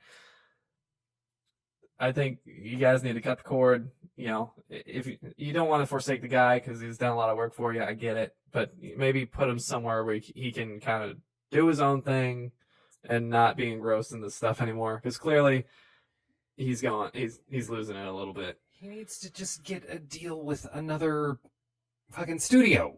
That's what he needs. It's like he has these ideas, and instead of having them fit the character, he's trying to fit the character around these ideas. Yeah. He wants to keep making Watchmen. Yeah. And Watchmen worked because that's what Watchmen was. Yeah. Watchmen was supposed to be satirical. It was supposed to have a lot of imagery. It was supposed to be suggestive and have a lot of analogies hidden in the meanings of everything that was going on. It was supposed to be subversive. Deep messages sent about the nature of authority, the nature of facts, the nature of, vigilantism. That was all supposed to be there. Batman versus Superman is not that. No, but even in the attempt to make it that, it didn't come out that. Man of Steel should not have been Watchmen. No. BVS should not have been an attempt at making a 3-hour Watchmen. Justice League should not be a Watchmen. These are not if you want to put something in there, fine. Put maybe one thing and make it very coherent throughout the movie. Right. And focus on it if you want to reinforce it. It's not Watchmen. These are not the characters from Watchmen. This is not Dr. Manhattan we're talking about. We're talking about the goofy blue and red super-powered Kryptonian guy from another planet who's the Boy Scout and saves the world, and the guy that refuses to use guns and refuses to kill people but still dresses as a bat and breaks every bone in your body. That's who you're dealing with. That's great material, and I'm not saying it shouldn't be dark and menacing, especially with the stuff that Batman's involved in. But you shouldn't be trying to inject all these images of Jesus in there and trying to send all these overarching stories and messages that just don't make sense within the context of the universe or the characters. You need to create something unique because clearly you want to say some stuff, but you're using the wrong avenue to do it. You're using the wrong microphone to try to send your message, and even you're using the wrong fucking characters in that universe. Even it's there are characters within that universe that you could use. Absolutely. Yep. But you tried to do that with the big names like Superman. I'm gonna turn him into Goku. Yeah, I'm going to make him an extraterrestrial idiot who is prone to fits of rage and fights superpowered people and has no concept of collateral damage at all. Yeah. Wait, what? Yeah. I think the movie count, Batman killed 48 people. Confirmed killed 48 people. No, that's not even guessing at who else died. That's a pretty big diverge from the norm, okay? I'm pretty sure 48 people don't die in a year in some cities. And Batman killed 48 people in one night. Oh my god. That's probably an issue. It's probably an issue, okay? We're not saying that Batman can't have ever killed anybody ever. But when you kill 48 people in one incident, maybe you need to reevaluate what you're doing. Yeah, this is how I know this man thinks way too highly of himself. You remember Justice League? Oh, I do. Yeah. I don't want to, but I do. Yeah, just like the rest of us. There was apparently a convention or something like that where people got to actually ask him. Yeah, we talked about it on the show. Yeah, people got to ask him about Justice League, and people were asking him about the Snyder Cut and all this bullshit. Yeah. And apparently, according to him, the movie that he really wanted to make would have been the movie that, according to him, would have made Batman versus Superman make sense. And I mean, like... You shouldn't need to make your previous movies make sense with another movie that's meant to repair it. If you fucked up, you fucked up. Don't try to repair it with another movie. Just make another movie. Hey, kids, you want to see a Justice League movie where it's basically the Age of Apocalypse, but with, like, Darkseid? No. No. I don't even like Age of Apocalypse. The comic's bad, the movie's bad. And it should feel bad. And it should feel bad. You want to see a movie where, like, most of your superheroes are completely fucked, and the last person who could possibly save this timeline is Speedy Sheldon Cooper? Oh, he's so bad. I'm sure Ezra Miller is a very capable actor. I hate him. I hate him as the Flash. He's awful. It's the worst.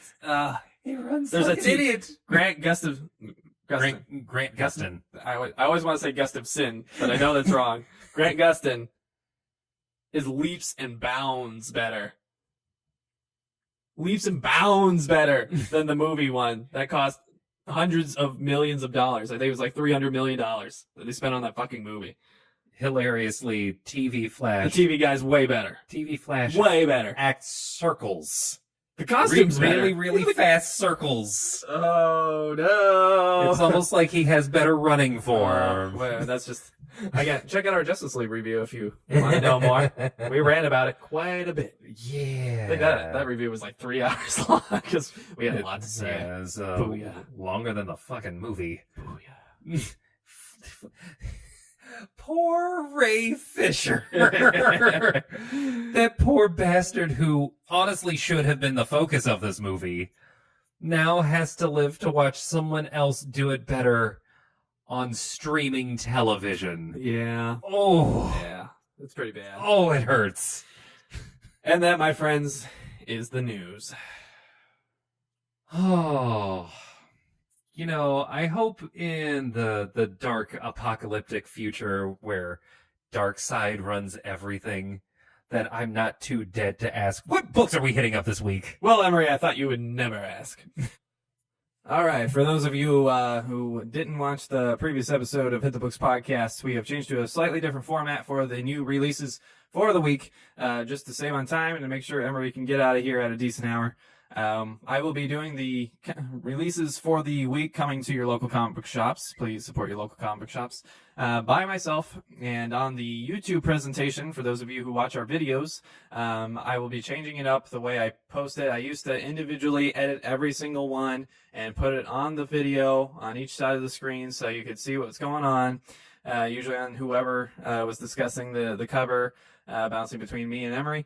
Now I'm just taking a video shot while I'm recording this, so I'll just lead you with my mic on the screen, and I'll crop it and everything, and make it so you can actually see it a little easier, and actually see exactly what I am seeing on the screen, so you know exactly what I'm talking about, instead of just guessing what variants, are there in addition to the regular covers that I usually posted. So, without further ado, let's get into it. These are the releases for April 3rd, 2019, the upcoming Wednesday, at your local comic book shops. First up, from Marvel Comics, we have Age of X-Men, Prisoner X #2.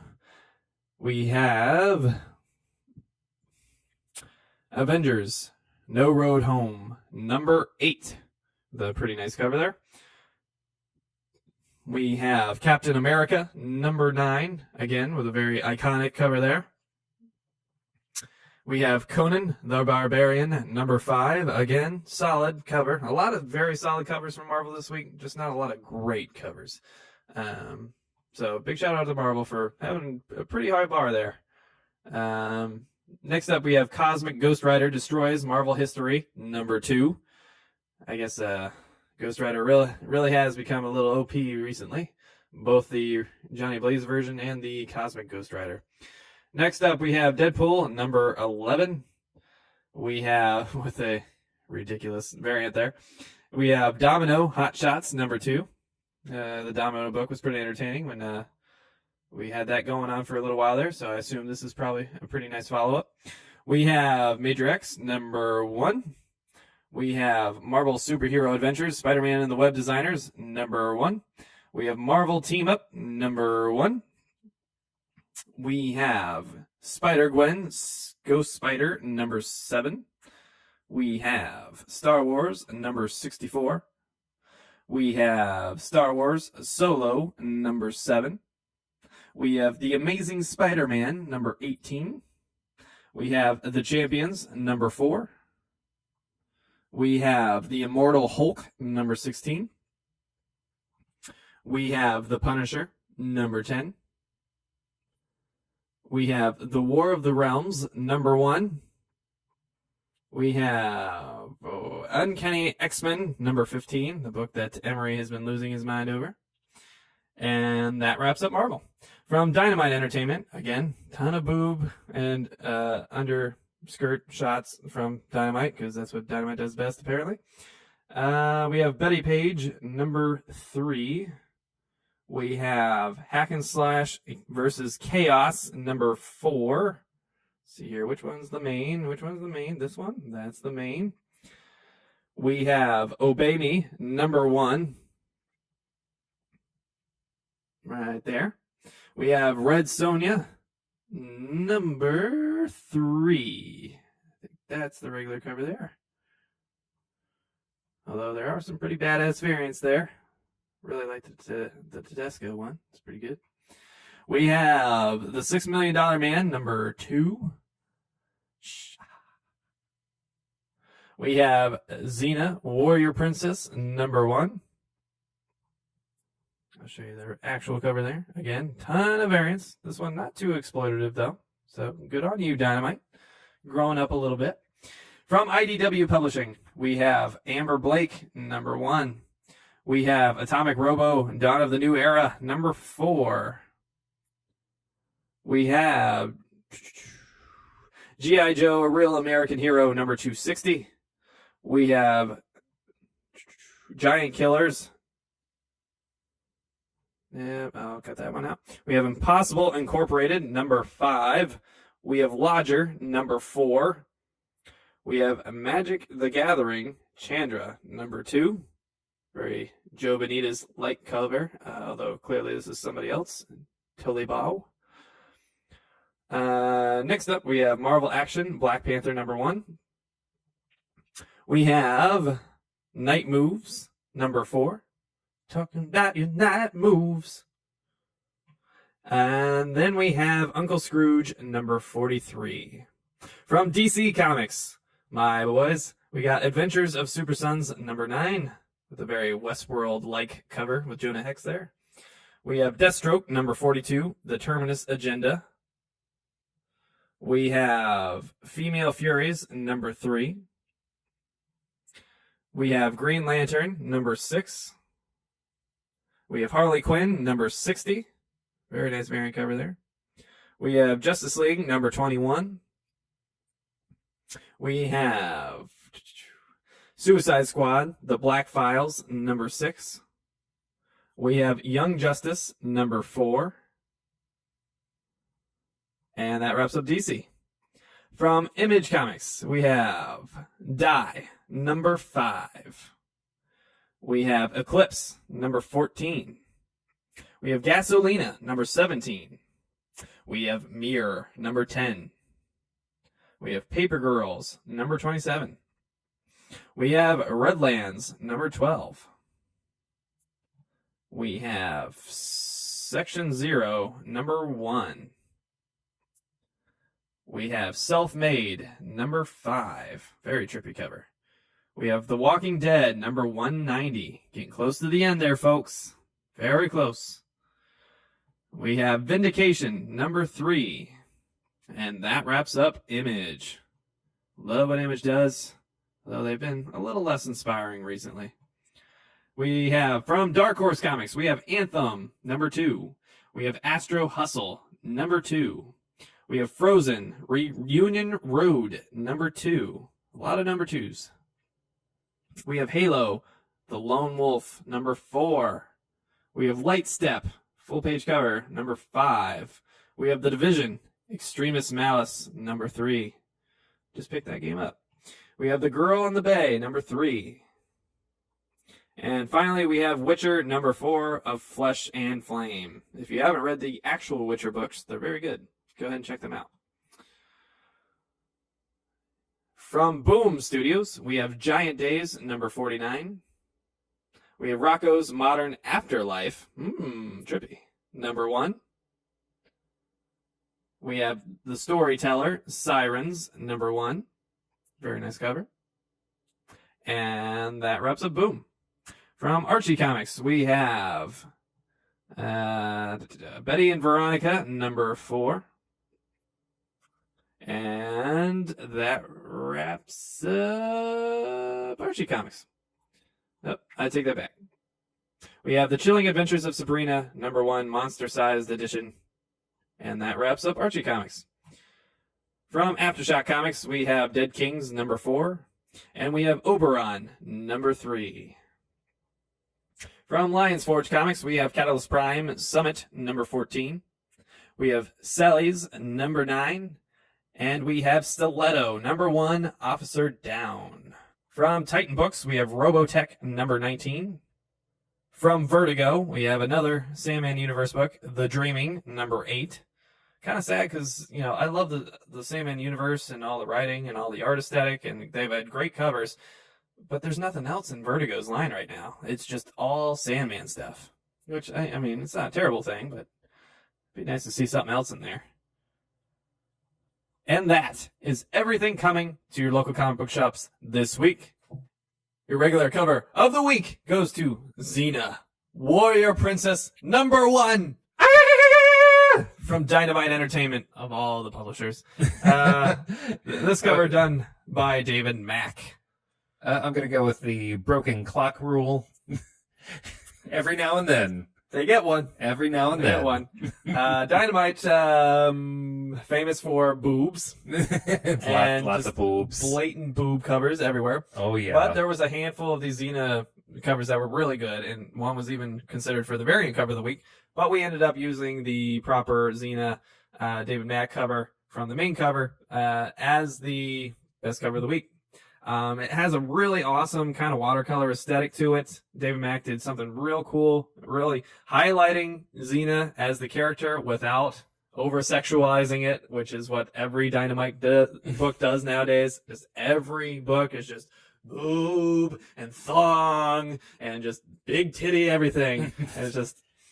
Can't we just make her Girl Conan? It's not a problem. I get it. There's a fan base for that.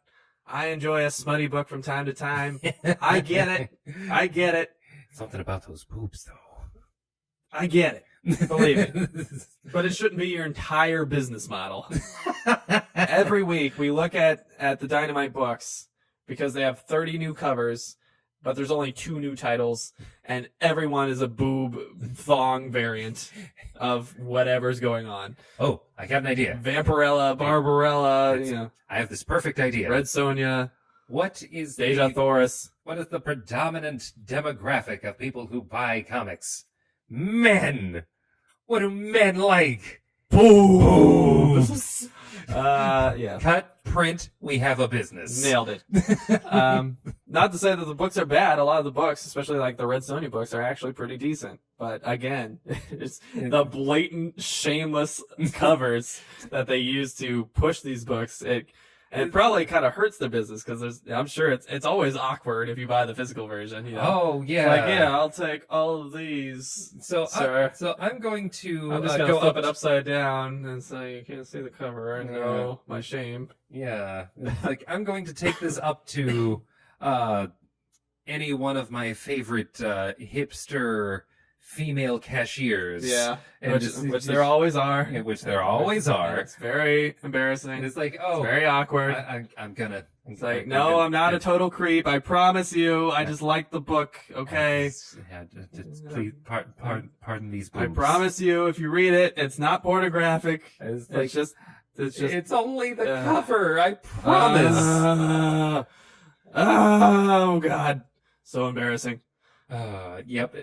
It hurts. Yeah. But this is how cover should be done. But I don't want to detract from the main thing that we're doing, which is honoring David Mack for making an incredible cover. Right. Again, this is an awesome cover for the Xena character. You know, it really makes me think about the Xena show from the 90s there. It used to be on Sci-Fi with Hercules. Back when Sci-Fi was actually good. Oh my God, I miss it. Sci-Fi used to be good. They like, used really to. good. You know what else used to be good? History Channel. History Channel used to be good. History Channel used to have history on. But yeah, Sci-Fi used to be good. And They so was did. History Channel. They were good. And Xena is a callback from when Sci-Fi was good. Oh my God, I miss So those good. days. You had the reruns of the X-Files. You had Oh. Xena. You had Hercules. Oh, That was so good. sci-fi before they So became good. siffy. Now it's just like D-list science fiction movies that are comically bad so stoners can laugh at them. That's what sci-fi is now. No bullshit. And Krypton. Yeah, and Krypton. Randomly, Krypton. Yeah, no bullshit. There is one thing on there that I've actually watched that's actually pretty good. It's called The Magicians. Really? Okay. Okay. Yeah, this is basically like I've seen it listed on Netflix, so I thought it was a Netflix show. oh Honestly. yeah. No, I mean, it. Imagine for a moment there was some kind of college, and not just like Hogwarts. So, like imagine like if there were a college where people would further learn magic. Nice. And it has a lot of adult themes. Hmm. You can deal with real shit. Saucy? Oh, it's pretty saucy. Saucy. Oh, it's hot. They should change the name to Saucy Fiction. Ooh, probably. I'd watch. I might actually watch Krypton if they did that. Jor-El can get it, baby. They'll all be kneeling before Zod this time. Well, I mean, Zod was flying in a big black penis ship, so... I think they actually made Zod black this time around. Did they? Yeah. Wow, look at that. It's kind of weird. Yeah, well, unexpected. It's fine. It's Yeah. fine. I don't see why they would, but I also don't see why they haven't done it before. But I think it's the perfect opportunity for Zack Snyder to tell us how he really feels about it. Oh, yeah. In my version of Krypton, someone like Zod could totally be raped in prison. Look, all you fans think that spaceships should just look like spaceships, but okay, I live in an adult world, okay? Black penis ships are the way to go for the future for adults, okay? I'm sending a message here. We're talking about penetrating space, okay? It's Okay? very- We're spreading our Kryptonian seed across the galaxy, okay? We're trying to we want to We're penetrate being in children, okay? Like when we penetrate things, we go in deep, we go in hard, and we go in and out a lot. Okay, this is what we do when we enter space. It's symbolism, okay? Yeah, I'm an artist, okay? yeah, we are all about the big black dick. H.R. Giger didn't know what the fuck he was doing when he came up with any of his art that heavily influenced Alien, okay? When it comes to big black dicks in space, I am where it's at. Zack Snyder. Trademark. TM. All of the Kryptonians get frozen in big black dicks. Oh, boy. Okay, back Brings to a the whole cover, new though. meaning to the Phantom Zone. Oh, Oh, they boy. go in and they never come out. No. All right, back to honoring David Mack and his wonderful cover. All right, this has been a very fun episode for me. This has been. I hope you enjoy it as much as I do. We'll see how it goes when I'm editing it and actually having to watch it as a spectator. Oh, yeah. I'm enjoying myself. I apologize, David Mack. Your cover is awesome. I don't want to take anything away from it. It's a great cover. Which is why it is the cover of the week. It is the Hit the Books cover of the week. And once again, great color work, great aesthetic, great watercolor design, bold Xena warrior princess standing on top, clearly with no, exploitative things going on, and kind of influencing some nostalgia within me. Oh, yeah. Some positive nostalgia of Lucy Lawless doing her thing. I miss the days when Lucy Lawless was doing her thing. So thank you, David Mack, for creating a wonderful cover, and thank you, Dynamite, for not exploiting it. Not over-boobing it. Although the variants, they tried. They couldn't next up, resist. they really can't though. It's a problem. Next up, for our variant cover of the week, the award goes to DC's Young Justice #4 variant cover. This one done by Dan Mora. Ooh. Now, this one we had a handful of variant covers that were all very deserving. I was partial to the Harley Quinn variant this week, which is very good and kind of like a fantasy aesthetic. Honestly, we knocked it down because I saw the Birds of Prey teaser and I just don't want any more Harley Quinn. I need a break. Yeah. But no, that's not the reason. But It's not the reason, but God, can you DC. remember what the other one was? What was the other one we were considering? It was an image book. It was really good looking. Let me see if I can pull it up, bro. I think it was Die? Image. Yeah, you're right. It was another David Mack cover. Hey! And this one way to titled go. Die #5 variants. That was the other one we were considering. But in the end, we gave it to Young Justice #4's variants. Young Justice on a hot streak. Good artwork all around. I think they won a regular cover of the week not too long ago. And a variant cover of the week. Yeah, And quite honestly, I read the first issue. Really good. Really good start. I haven't read so far. I'm not caught up to #4, but really good start. But really, this artwork is bold. It's got crisp, clear lines that I love seeing. I like how it has the white background to really highlight the character work that's in the artwork. Just an awesome representation of Tim Drake, of Wonder Girl, of Superboy, of the new Green Lantern character whose name escapes me because she's literally just there. She just showed up. I don't know why or how They or call her Teen Lantern? Teen Lantern, yeah, Teen Lantern. I mean, it's fine, but we're up to 8 lanterns now From Earth. from Earth. It's a little excessive. Yeah. This one just seems completely random. I don't know if there's a backstory that I missed in some other book, but it seemed pretty random. Are we just going to eventually just move Oa to like a certain part of Earth and just cut the Yeah. bullshit? Yeah, just there's countries out there we don't need. Yeah. Just let them set up like Oa over Antarctica or something. Yeah. I'm sure they can totally not freeze there. There's not that many people in Mongolia, right? Yeah. They can. They don't need it. We can just bring them over to the U.S. They can settle in like the Plain States somewhere, like Oklahoma. It's the same thing. Set up all of their things with their magical power rings that they use to make it whatever the fuck they want that pops into their heads. But yeah, it's an awesome cover. Great cover work, great artwork, crisp, clear lines, great anatomy work. Honestly, it's just fun to look at. It's colorful, it's crisp, it's fun.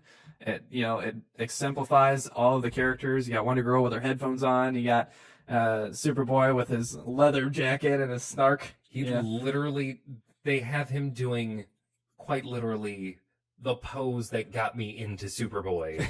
Oh my God. I'm 8 years old again, seeing what looks like the coolest motherfucker around. Yeah, I love it. It's like, oh yeah, you guys like Superman.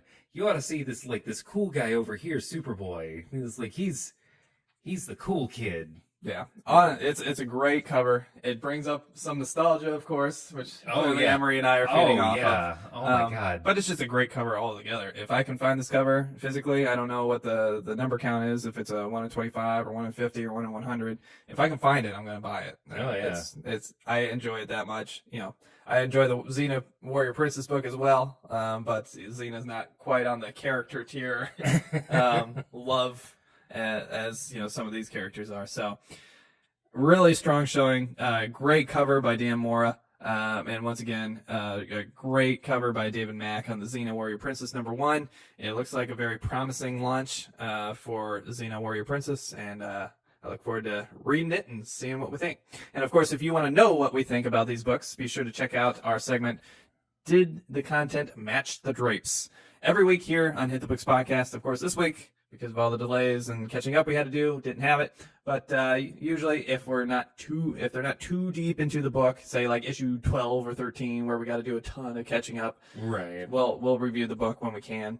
And in fact, I probably need to review that Wildstorm title that we gave a cover of the week to. It's been a while, so I got to go back and look at which one it was, which you can do as well if you go to htbvids.com and go to the Comics of the Week page, and you can click by year and see all the covers we awarded that year with the writer, the illustrator, the cover artist, the company that published it, and our review. Was it good, bad? Did the content match the drapes? So be sure to check that out if you got the free time. All right. Once again, thank you, Dan Mora, and thank you, David Mack.